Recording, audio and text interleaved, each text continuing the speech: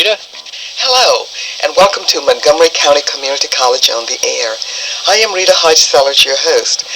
Today, our guest is Jay Julian, an adjunct professor here at Montgomery County Community College, and he teaches in the criminal justice area.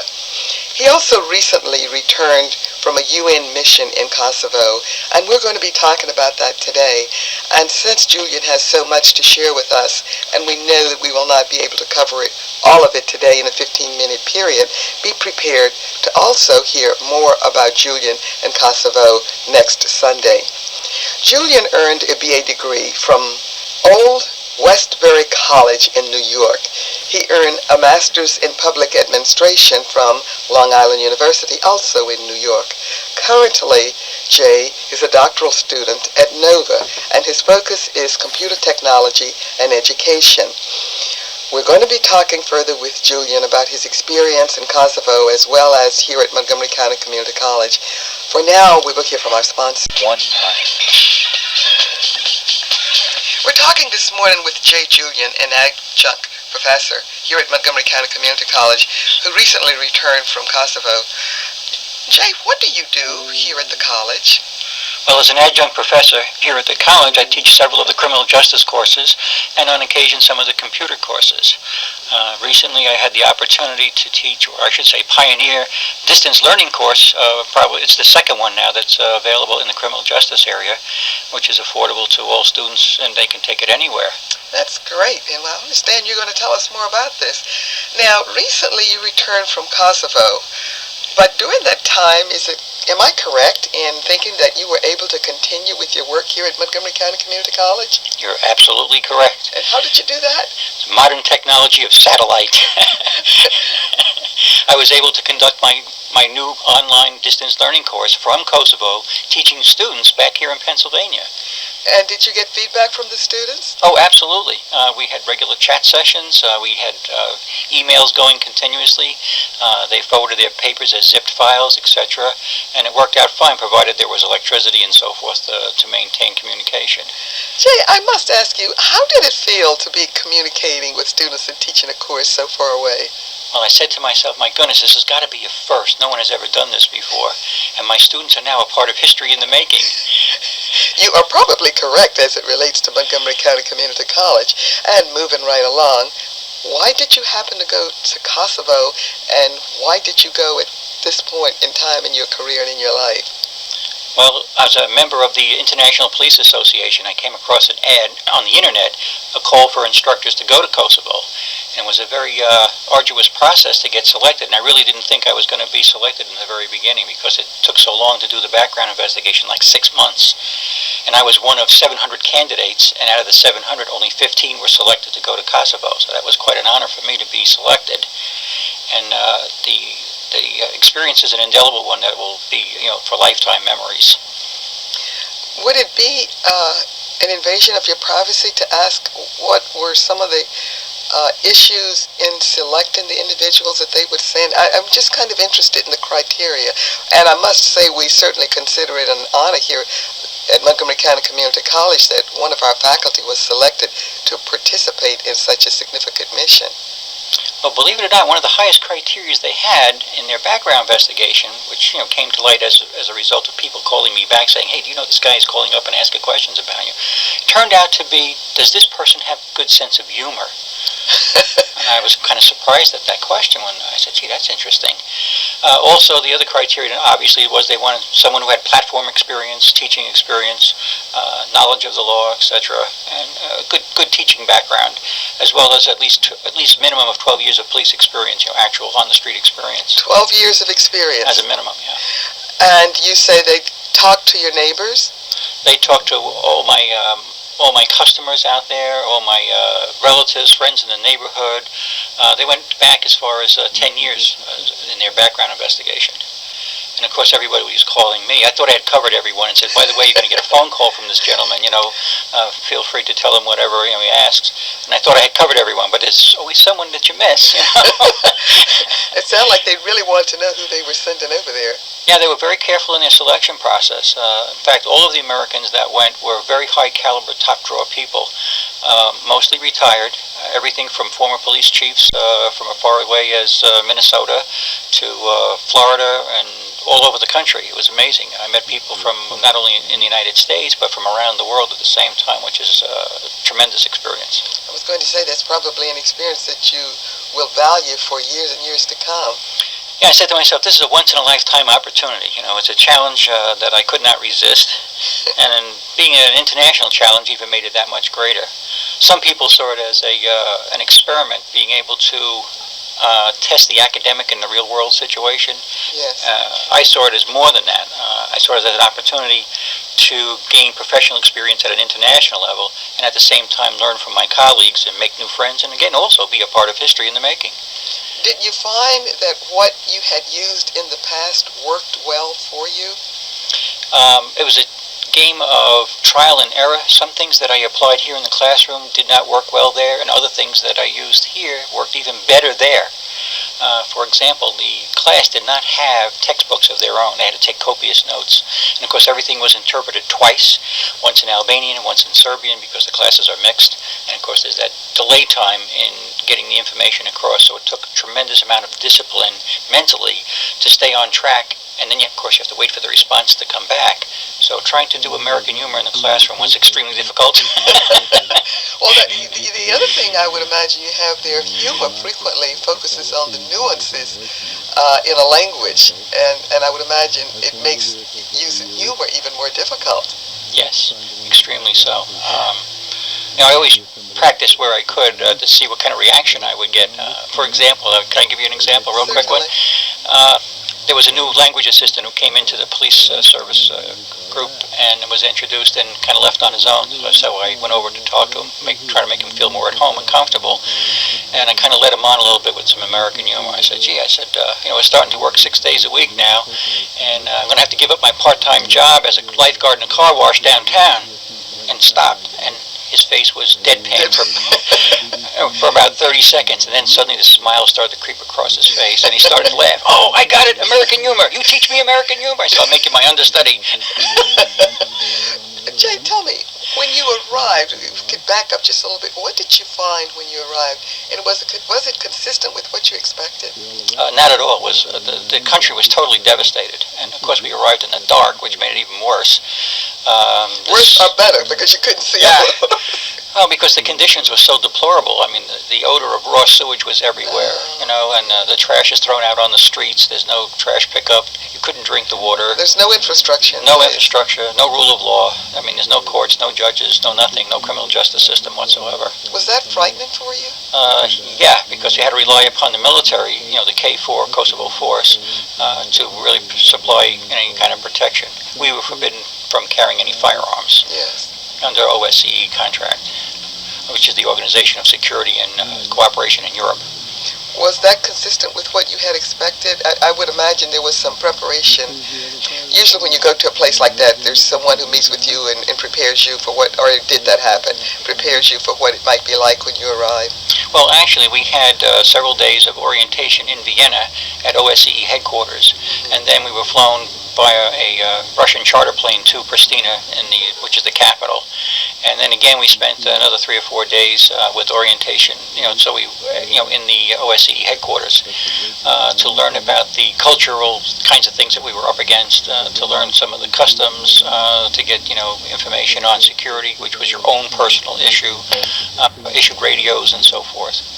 So when you arrived, having had this orientation, did you find the country was pretty consistent with what you had expected based on the orientation that you had received?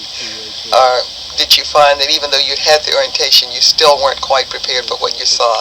Well, we were always learning something new all of the time, and we would get together as a group, usually in the evening for dinner, and discuss all the rumors that we heard during the day and find out which ones were fact and which ones were fiction. So it became a challenge to say, my God, guess what I heard today? Mm-hmm. There's no mail service here. There's no banking. Mm-hmm. You can't cash your check. You can't use a credit card. They're non-existent. You just don't do that. So did you have any contact with your family while you were there? I mean, was there really any way for you to, well, of course you were online with your students. Did you use that also to contact your family? Yeah, email was the only real form of communication with the outside world. the electronic system was up most of the time until we had the I Love You virus, which hit us. So the I Love You virus hit you even there? Yes. Knocked everything out for about 5 days. And of course there was no communication whatsoever during that time. So it took a while then for you to get back online once that happened, huh? Mm-hmm. Now the interesting thing I did in that case was I had my students send all of their homework assignments to my email address at home, and my wife put them together in a zip file. So this way, in the event I should get even a few minutes online, she would send it, and then I would get it and unzip it, and I would have all their homework assignments and still be up to speed. Wives are good to have around, aren't they? Yes. In fact, she was a great help. She put together the most fantastic first aid kit you ever saw. Jay, we're going to have time to talk further about this because we're doing 2 broadcasts. But now, would you like to pull together a final thought that you'd like to leave with our audience today? And we'll hear from our sponsor and be right back. We're talking with Jay Julian, who is sharing with us his experiences as a UN mission, on a UN mission in Kosovo. Jay, you have a final thought you'd like to leave with our audience today? Well, actually, it's a plea and a call for help from the public, really. I would like to see us contact our state senator and see if we can't get the American police instructors access to the American PX in Kosovo. This is a source of food supply because we don't eat anything unless it comes out of a sealed container or a can or a vacuum packed or whatever. And we've been isolated from that facility for a number of months now, and they really rely heavily upon that avenue for food. If that's closed, then the only alternative is to go to the border across Macedonia, which takes anywhere from 2.5 to 5 hours to cross the border just to buy food in return. So having the PX available is a biggie. Yeah, that sounds dangerous too. Yes, very dangerous. Well, Jay, you and I are going to talk further, and next Sunday we will be continuing our discussion on Kosovo. But for now, we want to thank you for listening to Montgomery County Community College on the Air, and please join us next Sunday to learn more about your college. So long for now. I think Dr. Rita Hodge-Sellers will host an informative chat about your community college. Hello, Rita. Hello, and welcome to Montgomery County Community College on the Air. I am Rita Hodge-Sellers, your host. Our guest today is Jay Julian, an adjunct faculty member at Montgomery County Community College in the Department of Criminal Justice. Jay recently returned from a UN mission in Kosovo, and he's going to be sharing information with us regarding that experience. He earned a BA degree from the College of Old Westbury in New York, a master's in public administration from Long Island University in New York, and he is presently a doctoral student at Nova, and his focus is computer technology and education. We're going to talk further with Jay about his experience in Kosovo, but for now we will hear from our sponsor.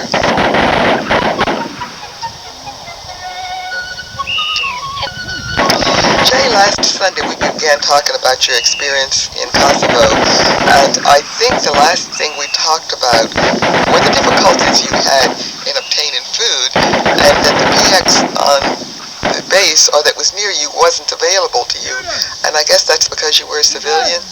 Yes, we're considered individual or independent contractors. So what was it like trying to obtain food? What exactly went into that? Well, we would always try to, find out where all the local PXs were, and there were multiple PXs from various countries. And one location was called Film City, which had several PXs, but they were basically small metal shipping containers that didn't contain much in the way of food. The main base at Camp Bonsteel is where you really wanted to get into the PX because it had just about everything. But many occasions we would travel as far as Turkey to bring back meats and so forth that we could pack in ice. They were very helpful to us in that respect when we told them where we were from, and they said, come with me and we'll fill up your chest with ice and you pack all your stuff and we'll take care of it. And they were really very good to us. Now, Jeff, I might interrupt you. You said you would travel to Turkey. I must admit my lack of information, so I'm not sure how far that was. Was that a matter of 15 minutes, half an hour, 2 hours? What kind of time energy was involved in getting to Turkey from Kosovo? Well, first you had to cross the Macedonian border, which took anywhere from 2.5 to 5 hours. And then you had to cross the Turkish border as well. And you're talking about a 6-hour ride nonstop to get to Turkey. So, and what were the roads like? Well, the roads, once you get out of Kosovo, improve dramatically. In Kosovo, the roads are mined, and you can't go on any of the soft shoulders, and you're instructed not to drive, or actually to drive only on hard surface roads. So you got to be very careful. But once you got out of the country, things improved dramatically. So there was quite an investment then just in getting food, which is a basic. Yeah, and because we had to structure ourselves, the other 3 people that I live with, we had to structure ourselves very carefully into tasks. And we had a Minister of Finance who was our central bank, and he held all the money because there's no banking system. So he's walking around, on the average of $60,000 or $70,000 in cash with 4 different kinds of currencies. We had Deutschmarks, we had drachma, we had dinars, we had shillings, and of course US dollars. And it got to be very complicated every time you wanted to make a transaction. So the transaction may not have been in dollars. It was according to what currency whomever you were dealing with accepted. Right, which country am I in now, and how do I make that conversion? So did you find yourself having to do a lot of math and to make sure that you were paying the right amount for what you were purchasing? Yeah, we had to carry a cheat sheet, Oh, okay. And of course, we were fortunate in some cases where in Macedonia, for example, we would shop in a supermarket and we would find at customer service someone who could speak English. Because the other problem we had was disease, and we were trying to buy bottles of bleach in order to wash the bathrooms down. And of course, we would rely on pictures, and there's no pictures on a bleach bottle, so we're walking up and down aisles sniffing to see which one was the bleach. That was my next question I was going to ask. Did you find interpreters in most of these places, or? Yes, actually you do. You find a lot of people that do speak English, and it's being taught very early on in the schools. We met one family in Macedonia whose youngest daughter, Milka, had started learning English in the 5th grade, and they use American textbooks. And there they have no summer school. It's pass or fail. I mean, they're very adamant about it. And she walks to school 3 miles every day each way, up and down this mountain. So our students should understand how lucky they are. Oh yeah, they have no idea how grateful they should be living in this country. Jay, what would you identify as the 3 major problems that you encountered during your stay in Kosovo? Well, the first one obviously is your own personal security and safety. The second one would be disease, and the third one would be obviously food in order to survive. And I would think I'll throw in a fourth one, a sense of humor. We want to talk more about that. I want to come back to that. But let's talk about the health issue. How did you receive health care? Because you were there for how long? I was there from February until May. So that's about 4 months. 4 months. So during that period of time, and with the country that didn't have an infrastructure in place, the possibility of becoming ill is great. What kind of health care was available to you as well as to the citizens of Kosovo? Well, the first thing I did before I even went over is I got my own personal health care coverage from a company called Medijet. In the event that I got seriously ill, they had permission from the State Department to go into a no-fly zone and take my body out of there. Hopefully to take your person out of there. It was a fully equipped, hospital-oriented type aircraft, and they would fly you to wherever you wanted to go, whatever hospital, and that was good. But getting sick in Kosovo was a major problem. Of course, they did have military facilities, locally. Were they available to the UN mission people? Through the OSCE, they had worked out a deal because there was no choice. There's no alternative. That was the only place you could really go. And if you were very seriously ill, they would fly you to either Germany or to Vienna. I see. Why is humor important in a situation such as this? Well, in a country that has very little to laugh about, humor becomes extremely important. You had to find the humor in everything in order to survive. You did not want to align yourself with people who were negative, because then it has a spin out of its own, and you become depressed, and that's not a good state to be in mentally. And fortunately, I was with 3 other individuals who also had a sense of humor, and we kind of played upon it, and we could look at any situation and look at each other and recognize the humor in it immediately. I think that's interesting because people frequently don't always understand when people tend to laugh at a very, very serious situation.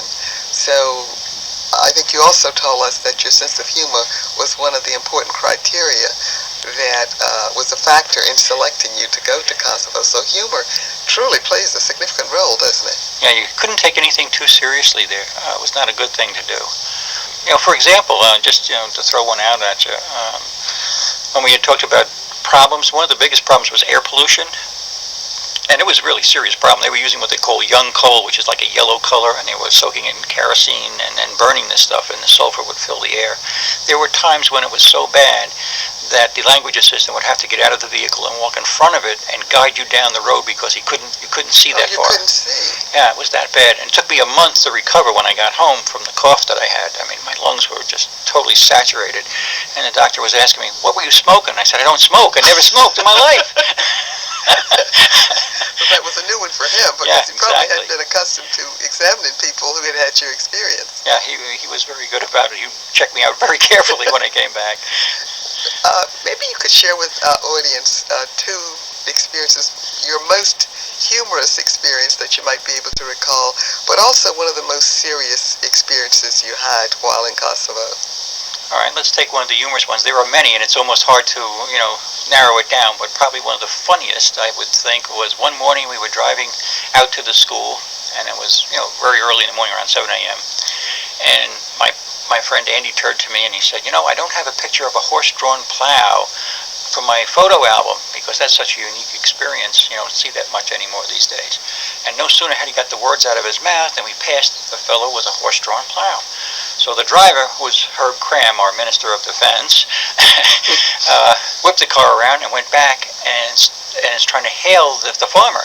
And he's got that puzzled look on his face, and he starts to move away because he wasn't sure what was happening. Yeah, he was frightened.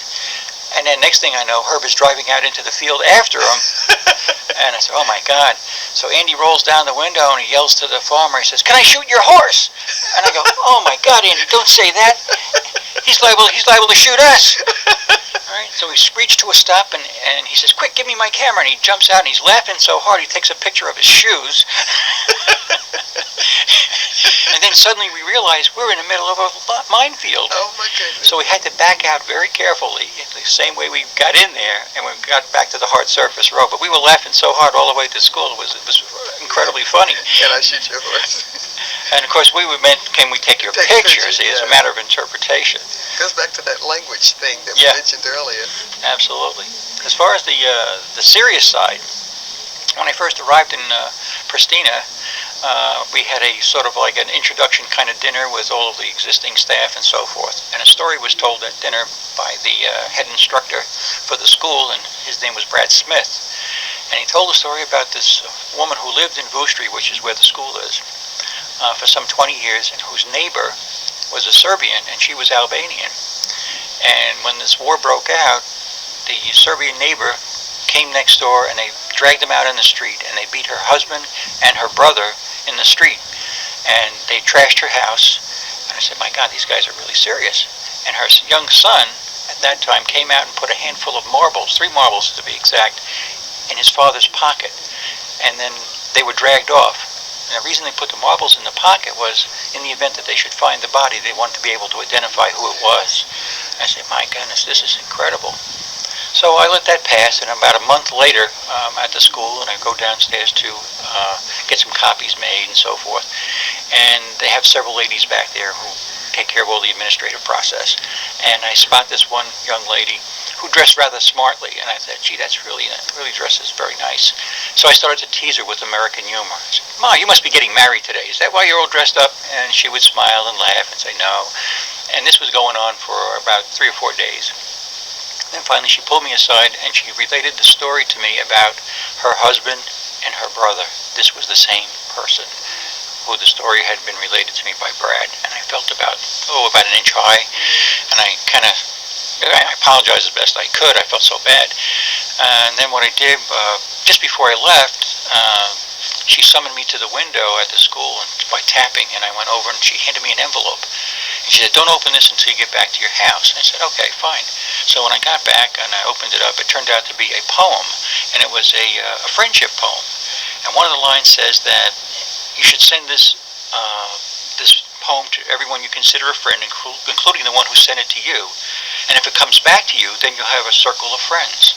And I was very touched by it.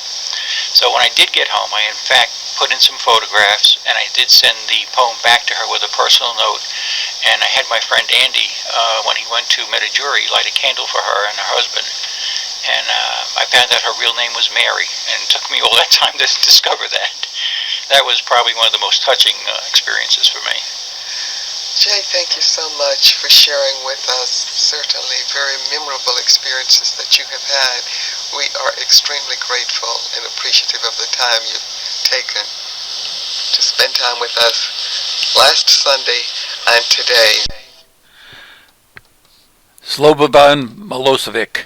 He was one of the key figures in the Yugoslavian wars during the 1990s and Kosovo War in 1999.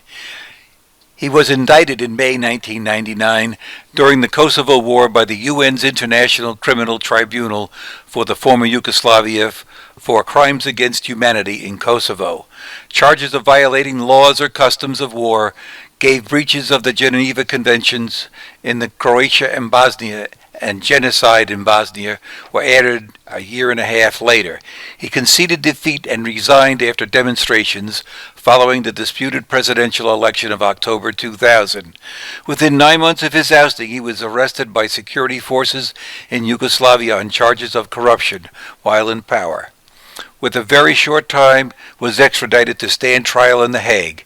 At an international criminal tribunal for the former Yugoslavia, Milosevic conducted his own defense. He died after 5 years in prison with just 50 hours of testimony left before the conclusion of the trial. Milosevic also began to suffer from heart ailments, high blood pressure, and diabetes after he was imprisoned. He died of a heart attack shortly after alleging that the court refused to allow him to seek medical treatment. In March 2007, self-proclaimed vampire hunters broke into his tomb, staked his body through the heart into the ground. Although the group involved claimed that this act was to prevent Milosevic from returning as a vampire, it is not known whether those involved actually believed this could happen or if the crime was simply politically motivated.